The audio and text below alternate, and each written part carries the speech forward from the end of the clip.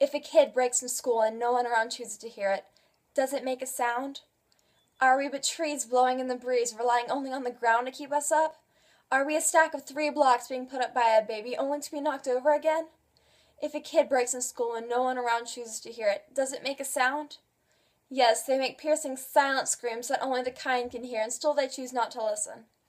They're afraid they'll end up on the ground too, knocked, beaten, bruised. It was the first day in 2nd grade when they told her she was a mistake, a problem child, worthless, that she was no girl just because she didn't want to wear dainty skirts and dust off her shoes. They told her to kill herself. From that day she kept to herself, believing that all children are cruel. The school is a pit of snakes, vipers crouched ready to strike, a constant battleground of blood, sweat, and tears. The tears came most of all, staying strong around the bullies, but rushing forth like a tidal wave at night when no one could see them. Who would ever miss her? Who would ever care? She was right, all children are cruel. Haven't we all experienced this? The pain of a word, the sting of a punch. But we always hesitated to say anything because we were afraid that it would never stop.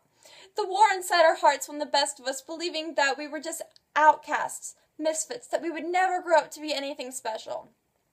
That no matter how hard we tried, we could never fall in love after our hearts had been broken so many times.